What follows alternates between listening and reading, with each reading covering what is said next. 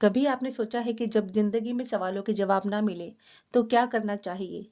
Jerry Hicks एक ऐसे ही इंसान थे जिनके दिमाग में हमेशा सवाल घूमते थे। लाइफ का पर्पस क्या है? सक्सेस का सीक्रेट क्या है? क्या सच में हम अपनी रियलिटी क्रिएट करते हैं? और उनकी ये जिज्ञासा उन्हें लेकर गई एक ऐसे स्पिरिचुअल जर्नी पर जहां उनका सामना हुआ अब्राहम से। लेकिन अब्राहम से मिलने से पहले उन्होंने क्या-क्या चैलेंजेस फेस किए? ओइजा बोर्ड, किताबें, मेडिटेशन, ये सब उनकी जर्नी का हिस्सा था। अगर आप भी ये सफ़र जानना चाहते हैं तो वीडियो को एंड तक ज़रूर देखिएगा। जेरी हिक्स का बचपन एक नॉर्मल फैमिली में गुजरा। उनके माता-पिता ज़्यादा धार्मिक नहीं थे, इसलिए उन्होंने स्पिरिचुअलिटी को बचपन में इतना सीरियसली नहीं लिया। लेकिन उनमें एक अलग तरह की क्यूरियोसिटी थी। वो छोटी-छोटी चीज़ों में सवाल ढूंढते रहते। हम यहाँ क्यों हैं? लाइफ का असली मकसद क्या है? उनकी ये जिज्ञासा बड़ी होते-होते और तेज़ हो गई। सक्सेस और प्रॉस्पेरिटी उनकी लाइफ के बड़े गोल्स बन गए। लेकिन उन्हें ये समझ नहीं आ रहा था कि इन गोल्स तक कैसे पहुंचा जाए। गैरी अपने शुरुआती 14 साल तक एक चर्च से दूसरे चर्च की ओर दौड़ते रहे और हर बार उनके दिल में एक आशा का दीप, एक उम्मीद का दीपक टिमटिमाता रहता कि इस दरवाजे के पीछे मुझे वो मिल जाएगा जिसकी वे तलाश में भटक रहे थे। लेकिन जैसे-जैसे जेरी एक धर्म से दूसरे धर्म में जाते रहे, उनकी निराशा उतनी ही बढ़ती गई, क्योंकि उनमें से सभी अपने आप को सही और दूसरों को गलत बताते। इन सब माहौल को देखकर जेरी का दिल डूबता रहता। वे समझ जाते कि मुझे यहाँ अपने प्रश्नों के उत्तर नहीं मिलने वाले। इस तरह अपने सवालों के जवाब पाने की उनकी तलाश लगातार जारी रही। अपने सवालों के जवाब ढूंढने के चक्कर में जेरी ने ओइजा बोर्ड का सहारा लिया। जेरी को ओइजा बोर्ड का कोई खास अनुभव नहीं था और वे ओइजा बोर्ड के बारे में नेगेटिव सोच रखते थे। वे मानते थे कि ये एक खेल से ज्यादा कुछ नहीं बल्कि सिर्फ ये एक धोखा है। लेकिन जब जेरी के मित्रों ने ओइजा बोर्ड के साथ खेलने के लिए जेरी को बुलाया, तो पहले तो जेरी ने इसकी हंसी उड़ाते हुए इसमें शामिल होने से ही इनकार कर दिया। फिर अपने मित्रों के जोर देने पर पहली बार ये खेल खेला, ये सोचकर कि शायद स्पिरिचुअल वर्ल्ड से मुझे डायरेक्टली आंसर्स मिल सके। फिर क्या था, जेरी ने अपनी जिंदगी भर के सवालों की लिस्ट निकाल कर रख दी। फिर एक के बाद एक अपने सवालों के जवाब पूछने लगे। बस वो अपने सवाल पूछते और अक्षरों को जोड़कर शब्द बनाते। ओइजा बोर्ड से उन्हें पहला जवाब मिला, रीड, यानी पढ़ो। जब जेरी ने फिर से सवाल किया, क्या पढ़ना है, तो जवाब में आया, बुक्स। कौन सी बुक्स पढ़नी है, तो जवाब में एक महान डॉक्टर, नोबेल प्राइज विजेता अल्बर्ट स्विट्जर का नाम सामने आया। लेकिन ओइजा बोर्ड से उन्हें कोई खास जवाब नहीं मिले। हर अटेम्प्ट के बाद वो थोड़े और कंफ्यूज्ड हो जाते। जेरी ने अल्बर्ट स्विट्जर की एक एक करके सारी बुक्स भी पढ़ डाली।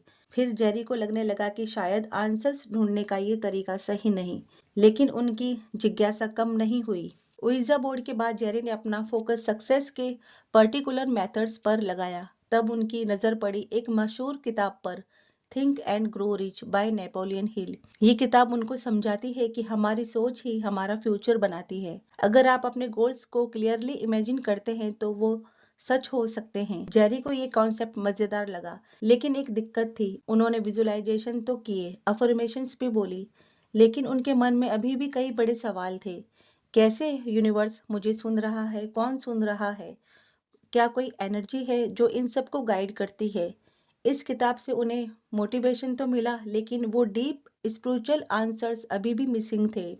फिर एक दिन जेरी ने सुना जेने रॉबर्ट्स और सेथ की बुक्स के बारे में। सेथ नॉन फिजिकल एंटिटी थी जो जेने के थ्रू चैनल होती थी। जेरी ने तुरंत वो किताबें पढ़नी शुरू की। सेथ की टेक्निक्स ने उनकी सोच बदल दी। यहाँ बात होती थी थॉट्स की पावर की, पैरेलल रियलिटीज और कॉन्शियसनेस के इन्फिनिटी पोटेंशियल की। जब जेरी सेथ की बुक्स घर में पढ़ते थे तो एस्थर को ये सब बड़ा अजीब लगता था। वे कहती थी, आप ये सब बेडरूम के बाहर पढ़िएगा, मुझे डर लगता है। एस्थर के लिए सब कॉन्सेप्ट्स नए और थोड़े स्कैरी थे।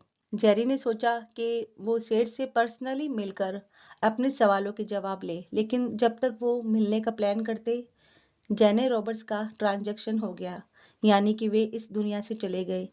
ये सुनकर जेरी काफी अपसेट हुए, क्योंकि उन्हें लगा एक बड़ा चांस चला गया। आप सभी ने शाहरुख खान का एक फेमस डायलॉग तो सुना होगा कि अगर किसी चीज को दिल से चाहो तो पूरी कायनात उसे तुमसे मिलाने की कोशिश में लग जाती है।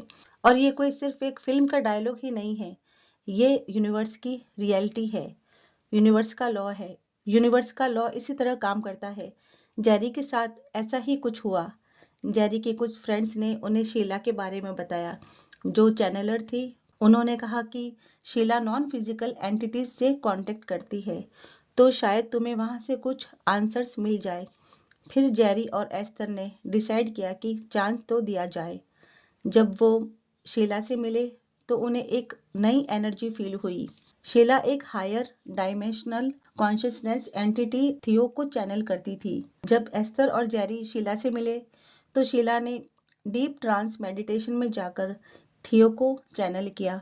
फिर थियो ने एस्तर को कहा कि तुम मेडिटेशन करो, तभी तुम्हें अपने क्वेश्चंस के जवाब मिलेंगे। ये सुनकर एस्तर थोड़ी अनकंफर्टेबल थी, लेकिन जेरी बहुत एक्साइटेड थे। थियो ने उन्हें ये भी बताया कि अगर वो मेडिटेशन डेली करें तो एक हायर एंटिटी उनसे कांटेक्ट करेगी, जो उनके लाइफ पर्पस और क्वेश्चंस के आंसर्स देगी। मगर एस्तर को इन सब चीज़ों से डर लगता था। फिर एस्तर ने थियो नाम का मीनिंग सर्च किया तो पता चला थियो नाम का मीनिंग गॉड है। फिर थियो के बताए अनुसार एस्तर और जेरी ने 15 मिनट का डेली मेडिटेशन करना शुरू किया। जब मेडिटेशन करते थे तो उन्हें बहुत अच्छा महसूस होता था। वो बार बार 15 मिनट का अलार्म सेट करते और मेडिटेशन में बैठ जाते। लेकिन पहले दिन कुछ नहीं हुआ। दूसरे दिन भी बस साइलेंस ही मिला। लेकिन एक दिन जब वो डीप रिलैक्स्ड थी, उन्होंने अपने अंदर एक वाइब्रेशन और एक अलग एनर्जी फील की। फिर धीरे धीरे उनका कनेक्शन स्ट्रांग होने लगा और तभी अब्राहम ने पहली बार अपना इंट्रोडक्शन दिया। अब्राहम ने अपना नाम बताया और कहा कि वो एक कलेक्टिव कॉन्शियसनेस है जो पूरे पॉजिटिव एनर्जी से बने हैं। उनका काम है लोगों को उनकी इनर गाइडेंस तक ले जाना। एस्तर शॉक थी, लेकिन उन्होंने अपना मन खोला और ये डिवाइन कनेक्शन एक्सेप्ट किया। उस दिन के बाद से अब्राहम के मैसेजेस उनकी जिंदगी का हिस्सा बन गए। यहाँ जेरी और एस्तर की जर्नी हमें एक बात ही सिखाती है, अगर आपको अपनी लाइफ के सवालों के जवाब चाहिए तो सबसे पहले अपने अंदर झांको। और मेडिटेशन सिर्फ रिलैक्स होने का तरीका नहीं है, बल्कि ये एक डिवाइन कनेक्शन का ब्रिज है जो आपको खुद के हायर सेल्फ से मिलवाता है। जेरी और एस्तर ने भी पहले बाहर आंसर्स ढूंढे, लेकिन असली मैजिक तब शुरू हुआ जब उन्होंने अंदर झांककर अपने इनर बीइंग से कनेक्शन बनाया। और अगर आप भी चाहते हैं अपने डाउट्स दूर करना, अपनी लाइफ पर्पस को समझना, तो शुरू कीजिए 15 मिनट का डेली मेडिटेशन। शायद आपको भी अपना अब्राहम मिल जाए। मेरी आज की वीडियो उन्हीं लोगों तक पहुंची होगी जिन्हें यूनिवर्स ये दिखाना चाहते थे, क्योंकि मैंने जिस टॉपिक पर बात की है ये बहुत ही अलग है। ये नॉन फिजिकल वर्ल्ड की बातें करना ये सबकी समझ के बाहर है।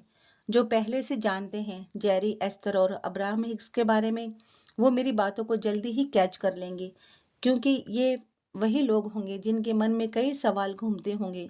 उन्हें इस दुनिया में अलग कुछ करना होगा। ये लोग बहुत ज़्यादा आध्यात्मिक और एक अलग ही पाथ पर चलने वाले होंगे, और जिनका कनेक्शन अपने गॉड के साथ, ईश्वर के साथ बहुत ही स्ट्रांग होगा।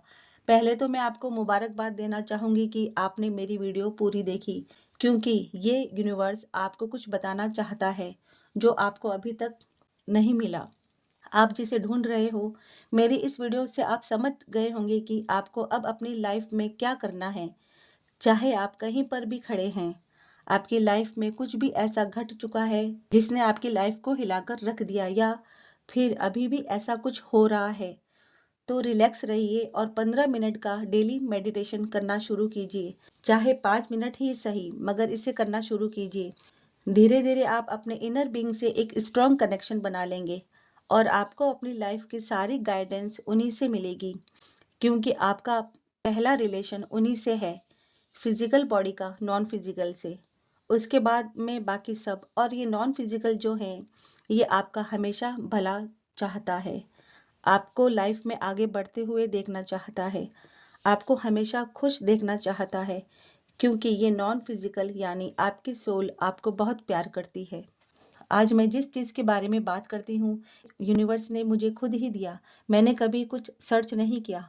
मेरे अराउंड जितने भी लोग हैं या मेरे रिलेटिव्स हैं, वो सब इन बातों के बारे में नहीं जानते, क्योंकि वो ऐसी एनर्जी, ऐसी वाइब्रेशन में है ही नहीं। या फिर ये समझ लीजिए यूनिवर्स उनको ये सब दिखाना ही नहीं चाहते। और अगर आपको यूनिवर्स ने ये सब दिखा दिया है तो समझ लीजिए आप बहुत ही आध्यात्मिक और प्योर सोल हैं। आपको अपनी लाइफ में एक अलग डायरेक्शन मिलेगी जिस पर आपको चलना चाहिए। जिस दिन आपने अपने इनर बीइंग से कनेक्शन बना लिया तो उस मंजिल तक जाने पर आपको कोई नहीं रोक सकता। और अगर आप मेरे चैनल पर नए हैं या जिन्होंने अभी तक सब्सक्राइब नहीं किया तो कर लीजिए। वीडियो पसंद आई है तो लाइक कीजिए और अपने फ्रेंड्स के साथ शेयर कीजिए। रखिएगा अपना बहुत सारा ख्याल। Thank you.